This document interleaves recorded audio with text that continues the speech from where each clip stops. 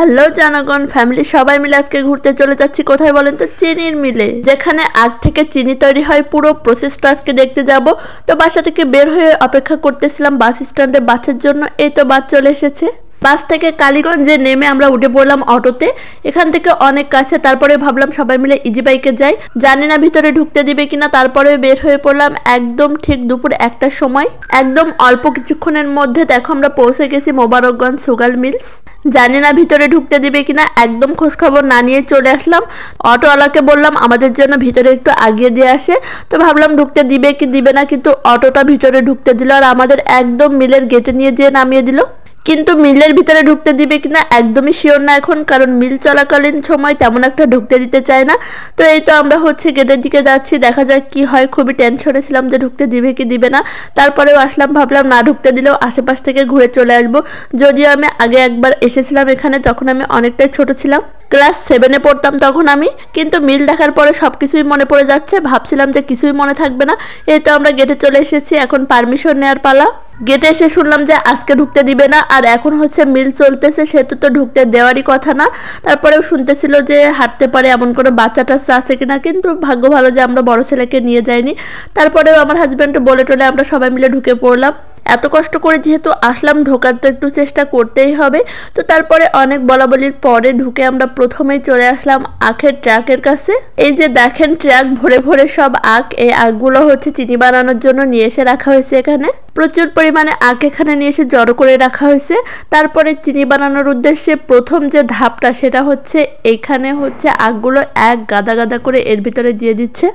দেখেন গাড়িতে করে নিয়ে এসে এত এত করে দিয়ে দিচ্ছে। এই এখনো কিন্তু আমরা মেইন কারখানার ভিতরে ঢুকতে পারিনি।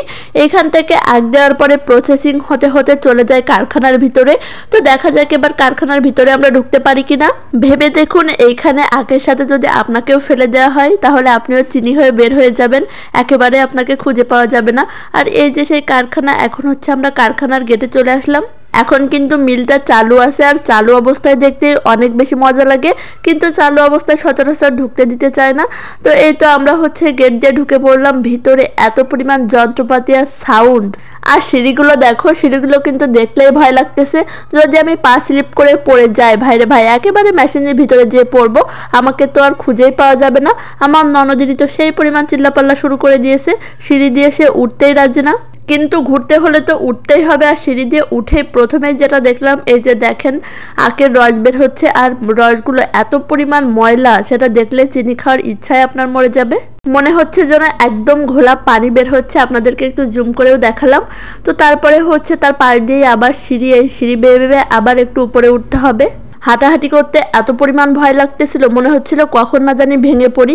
ওখানকার লোকজনরা বারবার বলতেছিল যে আপনারা পড়বেন না, কারণ এগুলো অনেক শক্ত করে অনেক মজবুত করে বানানো। আর আমার ননদিনী তো একটু পরপর চিল্লাপাল্লা শুরু করে দিচ্ছে, এত পরিমাণ ভয় পাচ্ছিল সে। আর এগুলো কি বলেন তো, এগুলো আখের ছোবরা রস বের হয়ে আলাদা হয়ে যাওয়ার পরে যেগুলো থাকে, সেগুলো অন্য একটা লাইন দিয়ে বের হয়ে যাচ্ছিল। ওই যে দেখেন ড্রামের ভিতরে কিভাবে রস পড়তেছে, এগুলো দেখলে কি চিনি খাইতে মন চায়? অবশ্য আমি এমনিতেও চিনি খাই, যারা বেশি বেশি করে চিনি খান তাদেরকে এগুলো বেশি বেশি করে দেখানো উচিত। তো তারপরে আমরা আবার হাঁটা শুরু করে দিলাম। দেখেন আমরা কত উপরে আছি, আর চারিদিকে শুধু মেশিন আর মেশিন, আর সে যে কি সাউন্ড। ওই যে দেখেন কাচের ভিতরে গোল গোল অল্প একটু দেখা যাচ্ছে, এর ভিতরে রস জাল হচ্ছে। আর এদিকে এই যে আমি আর ননদিনী ভয়ে ভয়ে একটু সেলফি তুলতেছিলাম। দেখেন আমি কোথায় আছি, মনে হচ্ছে পুরো একটা যন্ত্রের ভিতরে আছি। আর আমি যখন আগের বার এসেছিলাম একদম গরমকাল ছিল, আর এর ভিতরে এমনিতে যে এত পরিমাণ গরম, এবার শীতকালে এসে একটু ভালো লাগতেছে। এই আঙ্কেলটা আমাদের সবকিছু বুঝায় বুঝায় বলতেছিল এখানে কি কি হয়, কেমন করে হয়। তো অনেকক্ষণ ওই আঙ্কেলটার সাথে দাঁড়িয়ে দাঁড়িয়ে গল্প করলাম। আমার ননদিনী দেখেন কি পরিমাণ মনোযোগ দিয়ে শুনতেছে, তার তো আরেকবার ইন্টারভিউ নেওয়া উচিত। আর এখানে যন্ত্রপাতি পাতিলগুলো দেখে মনে হচ্ছে যেন এখানে চা খাওয়া হয়, কিন্তু কি করা হয় সত্যিই জানি না। এদিকে আবার ছোট বাবি তো ঘুমিয়ে একেবারে শেষ। এই যে দেখেন আমরা সবাই মিলে এখানে বিচার বিশ্লেষণ করতেছি, একটু একটু করে হাঁটতেছি আর আলোচনা করতেছি কোথায় কি হয়। আর এখানে একদম নিচে দেখেন চিনির কতগুলা বস্তা, এখানে মূলত প্যাকেজিং হয়, সবকিছু প্রসেসিং চলতেছে। কিন্তু বস্তার ওখানে যাওয়া কিন্তু নিষেধ। তারপরে আমরা একটু অনুমতি পেয়েছিলাম, কিন্তু যাইনি। এই রাস্তাটা পার হয়ে এখন আমরা যাব চিনি খেতে, কিন্তু আমার ননদিনী তো এই রাস্তা পার হতে এত বেশি ভয় পাচ্ছিল, সে ফোনটাও হাতে রাখতে রাজি না। ওই যে দেখেন তার অবস্থা, দুই ধার দিয়ে ধরতে ধরতে এত ভয়ে ভয়ে আসতেছিল সব সময় চিল্লাপাল্লা করে সে তো একাকার অবস্থা। তারপরে আমরা এখানে চলে আসলাম চিনি খেতে। এই মেশিনের ভিতর দিয়ে চিনি বের হয়। দেখেন কত বড় বড় ড্রাম, আর এর ভিতর থেকে ধোঁয়া বের হচ্ছে, না জানি এর ভিতরে কি চলতেছে। তো তারপরে আমরা সবকিছু একজনের কাছ থেকে শুনতেছিলাম, কিন্তু বিশ্বাস করেন ওইভাবে কিছুই মনে নেই। আর এই যে আরেক মাতব্বর আমাদেরকে সবকিছু বোঝাচ্ছে এখানে দাঁড়িয়ে দাঁড়িয়ে। এই আঙ্কেলটা আমাদের জন্য চিনি আনতে গিয়েছিল, এই যে আমরা হাতে করে এখন সবাই মিলে চিনি খাবো।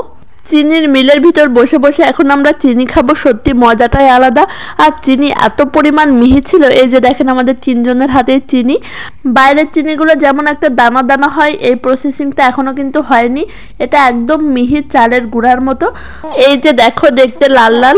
তো তারপরে আমরা সবাই মিলে বসে চিনি খাচ্ছিলাম। আমি তো এমনিতেই মিষ্টি খেতে পারি না, গাল এত পরিমাণ মিষ্টি হয়ে যাচ্ছিল। তো তারপরে এই যে আমরা এখন বের হয়ে যাব, উপর থেকে নিচে নেমে অন্য একটা গেট দিয়ে বের হয়ে গেলাম আমরা।